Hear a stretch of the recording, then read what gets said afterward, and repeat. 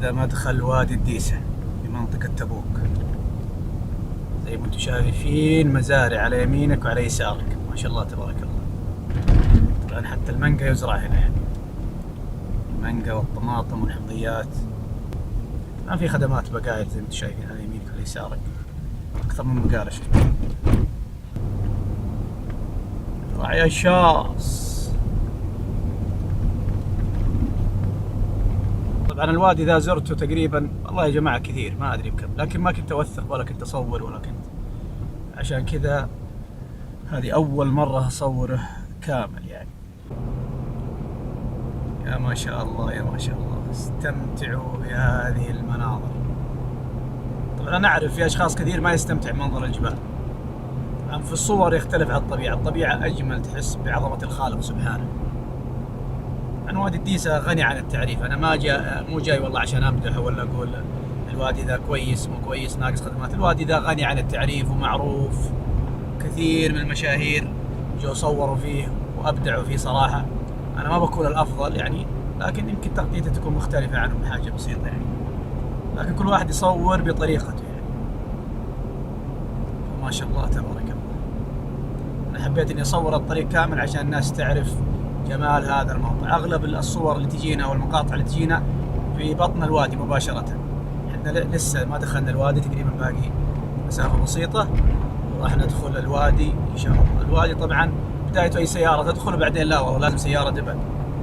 وفي مناطق أشجار كذا زي أشجار العلف اسمها الديس، عشان كذا ممكن الاسم أخذ منها الديسة. طبعا لازم تدخل بالسيارة مضيق بسيط، طبعا عبارة عن أشجار، ممكن تخدش البودي، ممكن إذا مشيت شوي شوي ما راح يخدش البودي. قربنا يا ما شاء الله، هذا الجمال لا إله إلا الله.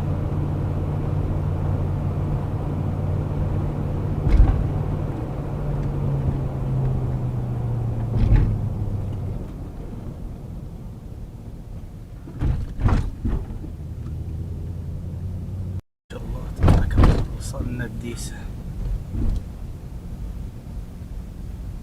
يا ما شاء الله يا ما شاء الله.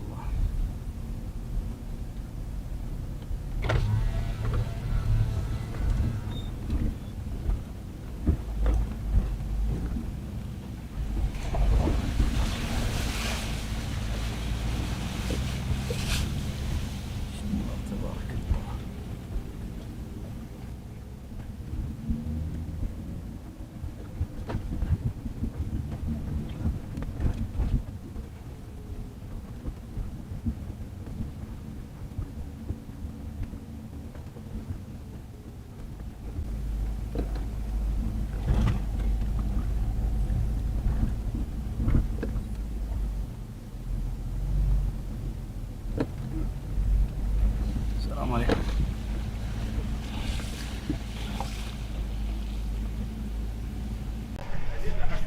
ما شاء الله تبارك الله، وصلنا وادي الديسة.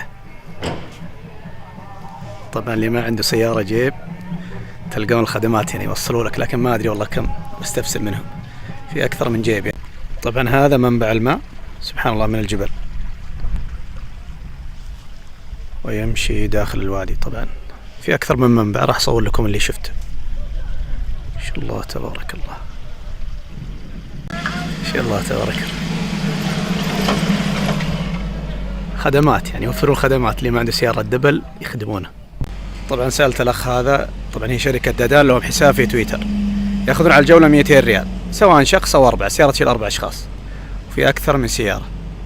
أسعارهم أشوفها معقولة جدا، خاصة اللي ما معاه سيارة دبل وهم 4 أشخاص، يطلع الواحد 50 ريال بلاش، ياخذ لك جولة.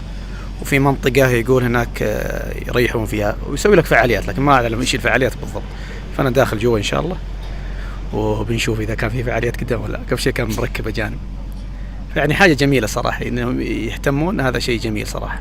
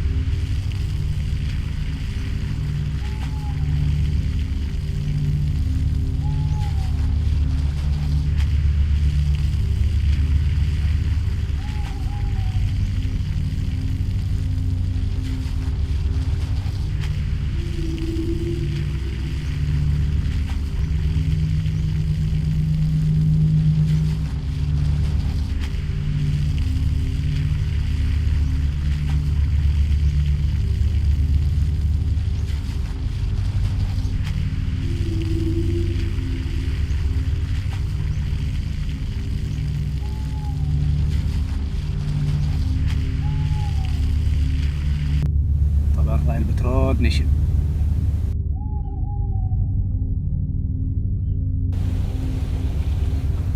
طيب احنا ندخل من المكان.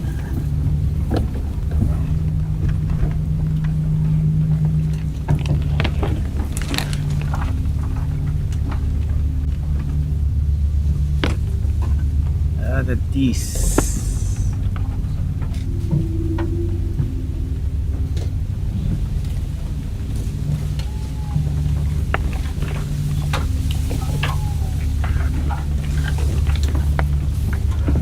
هذا مضحي في البودي عادي.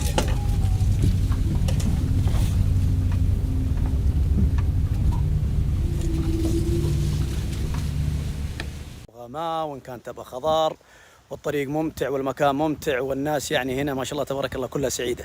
كل ما شافك واحد قال ارحب تفضل يلا حيه. ما شاء الله تبارك الله. الموقع فعلا يستاهل الزيارة، حتى يستاهل عنوان لو كان مكان بعيد. الماء يجري أتوقع على مدار السنة والله أعلم، لكن حسب خبري فيه ما قد جيته وما في ماء. ما شاء الله تبارك الله. منسوب المياه أيضا كبير.